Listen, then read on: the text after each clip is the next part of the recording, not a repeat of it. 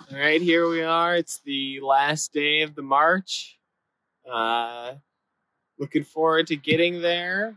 Today, the weather's going to be a lot nicer than it has been. It's going to be sunny. It reminds us of the Icelandic historian Snorri Sturluson's quote about the English army when they arrived at the battle, their armor shining like a sheet of ice in the morning sun. My armor is unfortunately blackened, so it doesn't shine like that. But we can still imagine it with the helmet and stuff and the sunlight this morning. So it's the final day of the march. Gonna do another 26 miles, and that's what we're about. I've been thinking a bit more, and there was for some thanes in England, part of their duties were for around a month every year. It was their job to patrol a section of coast, to keep a watch out for any invaders and things. And I think my experience where I'm walking, 100 miles to the battle, perhaps could have been similar if there was maybe one of these thanes patrolling a coast around 100 miles from York.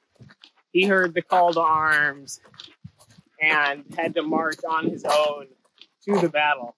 This definitely wouldn't have been the typical experience of anyone in the army, as most of the thanes in the kingdom had been summoned to the southern muster and then dismissed to go home to their villages. But I'm pretty sure there were still thanes patrolling the coast. And so this is one way to think about my march, since I couldn't achieve the 200 miles. Perhaps it's closer to the experience of a lone thane hearing the call to arms, coming in from the coast, and walking more or less on his own 100 miles to York. So I did not do any more training for this march, like preparation, than just my usual exercise routine, which is running and fencing. And I chose not to train because the people who would have been doing this march, they would have lived extremely, probably physically strenuous lives. They wouldn't have known there was a battle coming. They wouldn't have time to do a bunch of training for it. Most of them probably spend most of their lives just farming. And also, I think I'm not as experienced in just walking for a really long time as most medieval people would have been. I am probably in slightly better health shape since I've had access to consistent food for my entire life, modern medicine, and a lot less stress. For example, I'm 5 inches taller than the average medieval man who would have been making this march, which must give me some kind of stepping advantage on them. And so it's for those reasons that I chose not to train for the march. Okay. I wouldn't be surprised if knights had their own stretching routines, with similar poses, even if it wasn't regimented, it's just informal. That's entirely unbased in fact, so.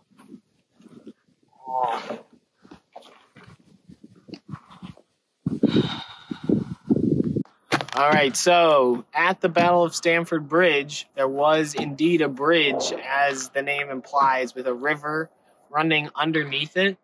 And so as the English army, the battle started on one side of the bridge, the southern side. But the English army swiftly pushed the Danes back to the other side of the bridge.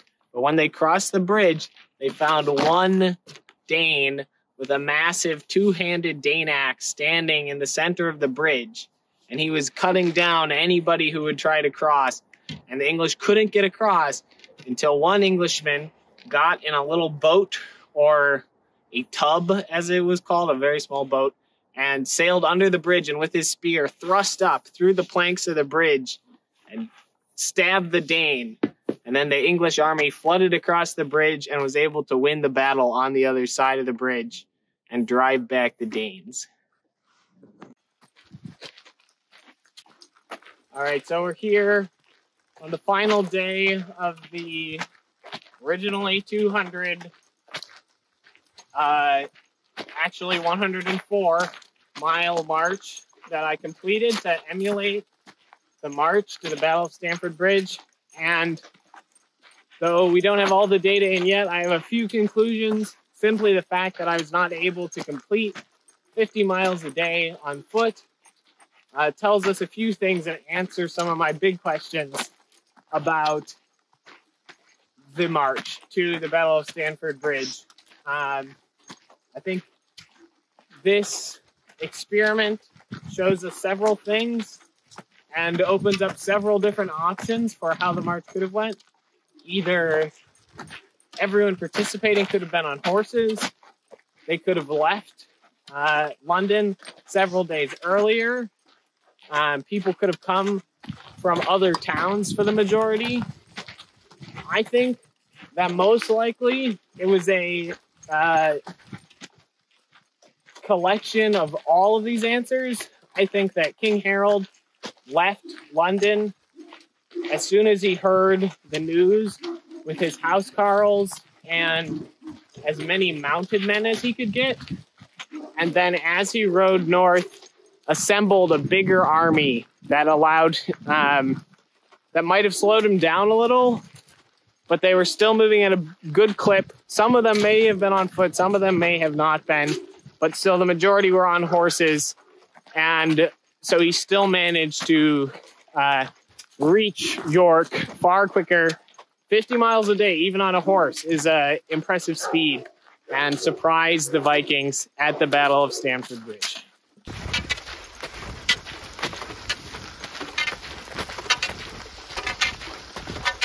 Today was the fourth day and final full 26-mile day of the march. I started with pretty low spirits. I was feeling really tired. But as the day went on, I think kind of the excitement of finishing this really big march, along with other factors, kind of reinvigorated me. And for the rest of the day, I had pretty high morale, which I think really helped decrease how much pain I was in and increase the pace that I was making. So overall, it's been a good day. I got around a mile left here till the end. And then tomorrow we'll be doing another 10 miles, which represents the march that the English army took on the day of the battle. And we'll be fighting the second battle to see how it compares to the first control one that I did earlier. And I'm really looking forward to that after all of this walking. I probably won't do very well. That's my current theory, but it'll still be a lot of fun.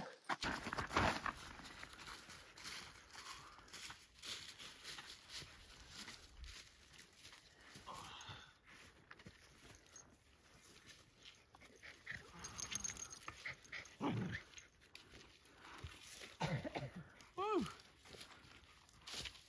Gonna last 104 miles. Woohoo!